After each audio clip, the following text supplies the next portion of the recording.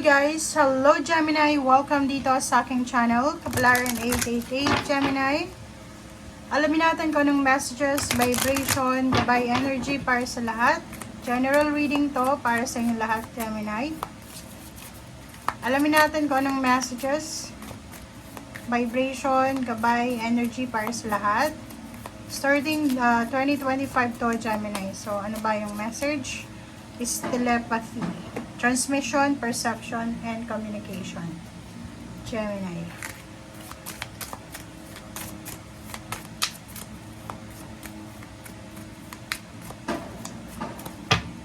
Okay, next card natin is Bountiful Harvest. Wow! Okay, Gemini. So, first card natin is telepathy, transmission, perception, and communication. Is 22, balance din siya. So, number 22, balance, right direction, right timing.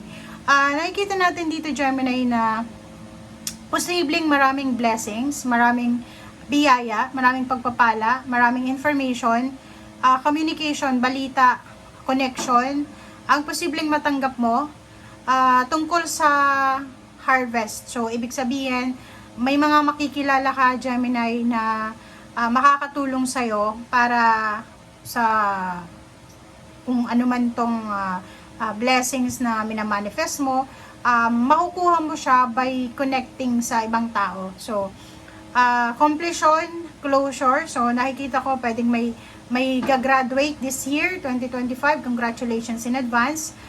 Pwedeng may, kung ikaw ay senior citizen na, pwedeng merong makakatanggap ng award, reward from community, from municipality, from the government. Nakikita din natin dito yung completion, accomplishment, achievement. So, pwedeng merong magiging retire na this year. Marami kang good news na matatanggap this year na pwedeng makatulong sa'yo ng sobra-sobra, lalo na sa pag-harvest mo ng blessing. So, ang dami-daming ma-accomplish ng Gemini this year. Okay? Pwedeng matapos na yung pinapatayo mong bahay, matapos na yung hinuhulugan mong bahay or sasakyan. So, maraming makukompleto. May anak ka sigurong gagraduate na o ikaw yung gagraduate. So, may graduation, end of contract, positive movement forward ito. Okay? Okay, Gemini.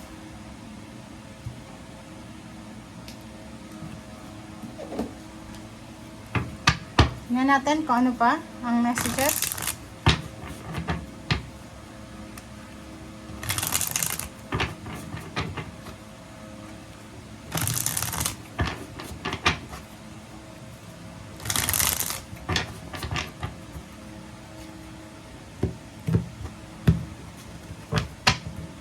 Okay, first card natin is Seven of Cups. Seven of Cups is options, choices, and decisions. So, nakikita ko sir dito na maraming pagdidesisyonan ka this year. So, ang dami-dami mong maiisip na kailangan mong pag-isipan talaga. Mga fertile idea siya na pwedeng magbigay sa'yo or magdala sa'yo ng success or recognition. For once, kung magpapatayo ka ng bahay, magpapakasal, magpaparenovate ng bahay, bibili ng lupa at bahay, magta-travel with your loved ones or with your relationship, ang dami-dami mong pinagpipilian sa taong ito. Okay? Zero the Fool, it's a new year, new place, parang new life. Ito para sa iyo, Gemini. So, nakikita ko yung Leap of Faith. Nakikita natin dito yung risky na decision. So, nakikita ko sir dito na simula this year, kung ano man tong sisimulan mo, kung ano man tong tatapusin mo, ay posibleng magdadala to sa'yo ng balance sa pera. Okay? Magiging balance yung pera dito. Give and take ng money, give and take ng financial. Okay? Hangman, nakikita ko sir dito, marami kang hindi na ituloy ng mga plano sa buhay, ang posibleng itutuloy mo sa taong ito. Pwede yung iba matagal nyo nang minamanifest or pinapangarap yung pagta-travel abroad, pwedeng pag-aasawa, or pwedeng yung iba yung pagsisave ng pera or pag-share ng resources or ano pa man, ang posibleng itutuloy nyo sa taong ito. Okay, 8 of Wands. Nakikita ko sa'yo, yun lang, medyo negative yung dalawang to kasi pwedeng yung iba sa inyo dyan, marami kayong good news na natatanggap or matatanggap this year. Eight of Wands kasi ito, maraming mabibilis na balita siya, since it's communication din to, na pwedeng magdala sa'yo ng success. Kaso lang, masyado kang defensive. So, masyado kang nakatutok sa kung ano yung magiging reaction mo. At dito sinasabi, go with the flow lang tayo. So, if ever mayroon tayong balita, good news, communication na matanggap, i-absorb mo muna yung good news bago ka gumawa ng desisyon. Huwag tayo maging defensive. Kasi pag masyado kang defensive, pagkarinig mo pa lang ng good news, gagawa ka agad-agad ng desisyon nang hindi mo pinag-iisipan. Which is mali yun. So, sinasabi ng bara sa'yo dito, judgment, diba? Sabi sa'yo dito, once na nakatanggap ka ng desisyon, once nakatanggap ka ng balita, it's good news or ano pa man, rest muna, okay? I-absorb mo muna yung news na yon and tsaka ka mag-desisyon. Tsaka ka gumawa ng iyong action para hindi ka magkamali. And Queen of Swords, sinasabi ng bara sa'yo dito na this year, yung decision making mo dapat ay hindi pa bago-bago. Okay? Hindi ka dapat pa bago-bago and iwasan mo yung energy mo ng pagiging aggressive. Kasi normal yun normal sa mga Gemini na talagang aggressive yung approach nila sa buhay. Kasi yung mindset nila, kahit anong mangyari, pananagutan nila. So dito sinasabi na straightforward, focus ka dapat sa priority mo this year. Okay?